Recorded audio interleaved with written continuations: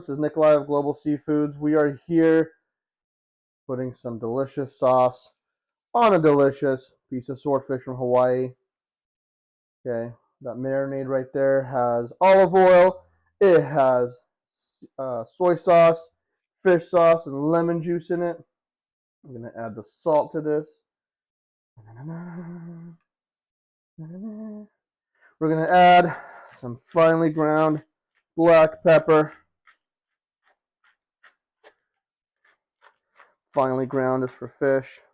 Big grounds are for steaks. We're going to take some, what we got? Grilled fish spice blend.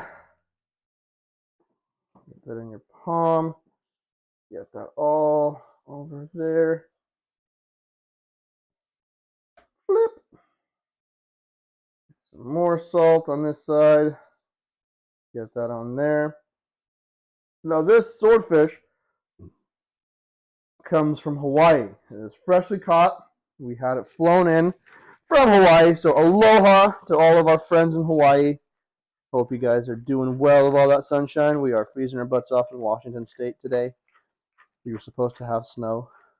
But no snow. It's not going to happen. Get some more of those seasonings onto our palm.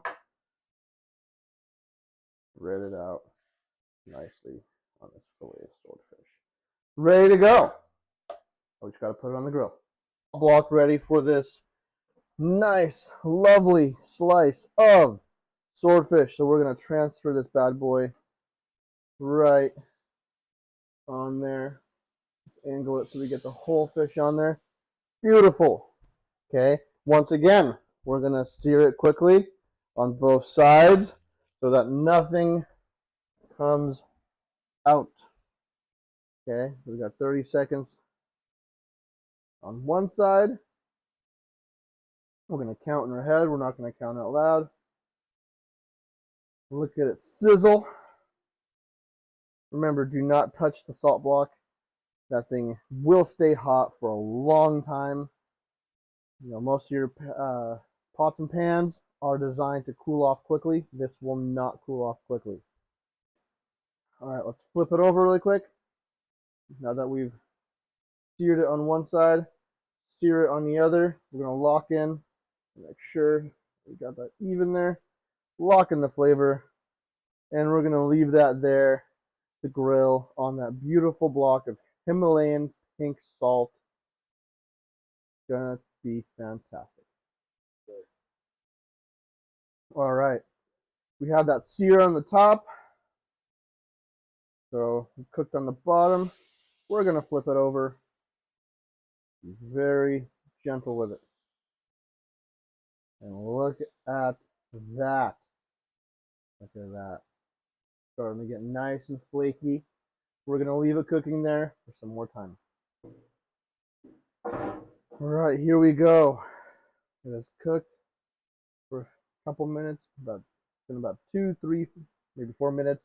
You don't want to overdo it. Once again, this is a thin piece of fish. You overdo it, you lose the flavor. You don't want to cook anything well done unless it's chicken.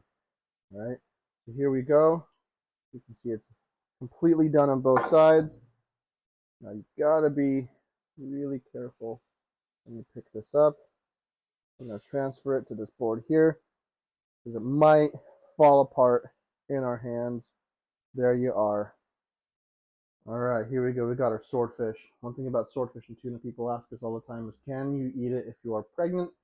Now, doctors recommend that it's okay. It is okay to eat it. Everything to, certain margins. You don't want to overeat on anything. Of course, it has to be cooked. You don't want to risk eating sushi or sashimi.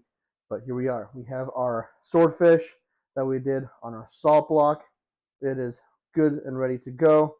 Stab, slice, look. Okay. Look at how beautiful that is. Fully cooked. Nice and moist on the inside because we didn't overcook our fish. Okay. This is a big piece for my mouth, so I'm going to make it a little smaller. Let's give it a taste. Give it a smell. Smells very complex. It's sweet, a little bit of sourness.